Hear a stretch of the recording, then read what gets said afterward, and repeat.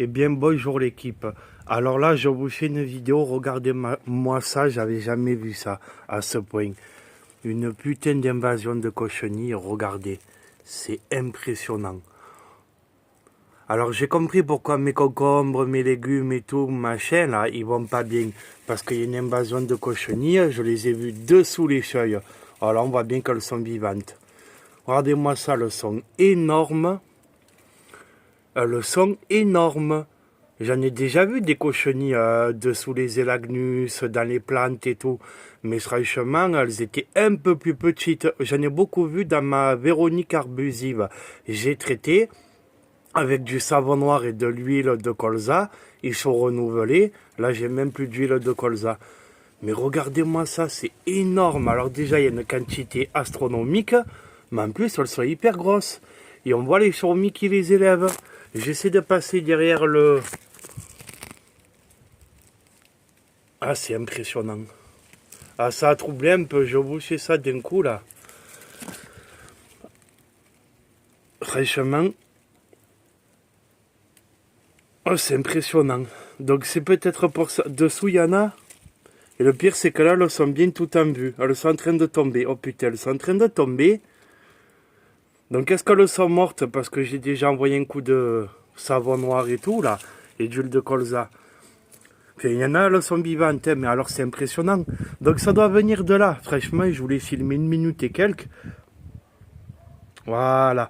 Parce que j'avais jamais vu autant de cochenilles, autant visibles.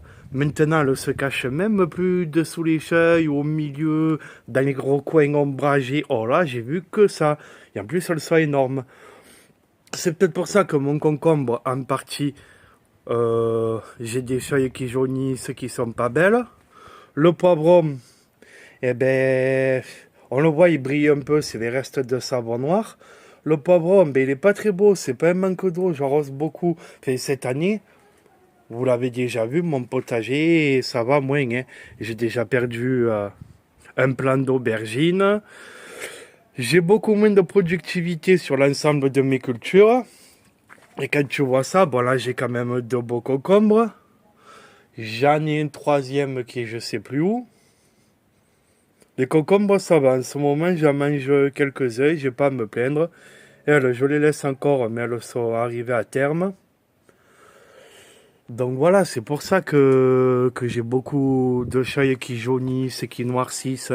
Il y a peut-être des maladies cryptogamiques, mais en tout cas, la cochenille, ça affaiblit les plantes parce que ça suce la sève. Et voilà, il y a beaucoup d'insectes qui sont bénéfiques au potager, mais la cochenille et les pucerons, vraiment pas quoi. Hein. Vous voyez, le troisième concombre, il n'est pas bien gros, mais là, il avortera plus. Voilà, donc bon, j'en ai mangé 4-5 récemment. Donc voilà, bah alors là, cette invasion de cochenilles, je vais vite traiter quand il n'y aura plus le soleil, là. Parce que, allez, j'essaye vraiment de vous... Parce qu'on en parle énormément de la cochenille. On vous en parle énormément, on vous montre des photos quand vous cherchez sur Google. Mais de les voir comme ça en vidéo de si près, c'est rare quand même. Donc voilà, tu sais que quand tu as ça dans ton jardin, c'est pas terrible. Des fois, tu peux composer avec la nature, la biodiversité, mais là non. Si tu veux pas perdre toutes tes cultures, voilà. Donc là, d'un coup, je vous fais péter cette vidéo improvisée, là. On voit vraiment que c'est les fourmis qui l'élèvent.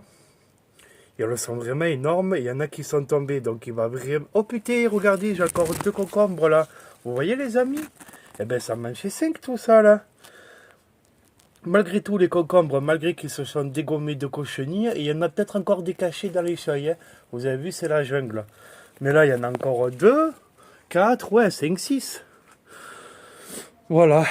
Donc, de toute façon, la cochenille, vous voyez les symptômes. Vous avez du duvet blanc, un filet blanc. On voit le duvet sur les feuilles, on sait qu'il y a la cochenille, mais souvent c'est caché, il faut retourner les feuilles et on voit l'invasion dessous les feuilles. Là, il n'y a même pas de doute, vous voyez, c'est abusé. Voilà, donc ben, après, il y a des symptômes assez évidents qu'on voit bien sur des soit les citronniers, tout ça. Bon, après, il y a la mineuse des agrumes et tout, mais disons que les symptômes de la cochenille, ils se reconnaissent assez bien, mais il peut y avoir d'autres trucs. Donc allez, je vous fais un petit tour. Les tomates, ça s'est bien réveillé. J'espère qu'il n'y aura pas trop le contre-jour. Voilà, hein. Ça c'est tous les gourmands, le pied principal. C'est bien en fleurs, ça s'est réveillé. Des récoltes par-ci par-là. Les soucoupes plus ou moins obligatoires dans le sud avec canicule. Allez, là, un petit coup de mildiou. Peut-être un peu trop d'eau. Non, là, je suis même pas sûr que c'est mildiou d'ailleurs. Parce que les tomates, il y a énormément de maladies différentes. Maladies cryptogamiques, maladies machin. C'est comme les rosiers.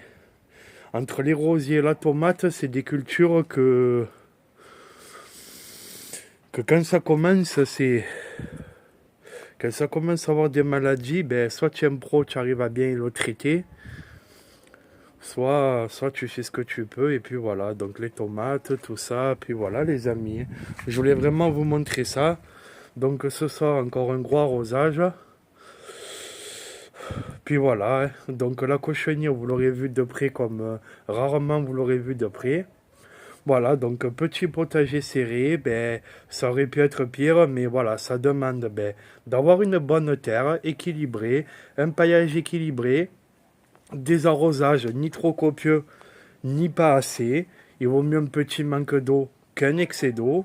Voilà, il y a l'exposition, il y a la terre, la rotation des cultures, il y a les insectes qui sucent la sève, il y a énormément de paramètres pour arriver à avoir des végétaux durables qui produisent, que ce soit des légumes, des feuilles, enfin des légumes, des fleurs, des... Voilà, donc après il faut faire ça avec un peu de passion parce que si tu le fais un peu... voilà les amis, allez ciao tout le monde.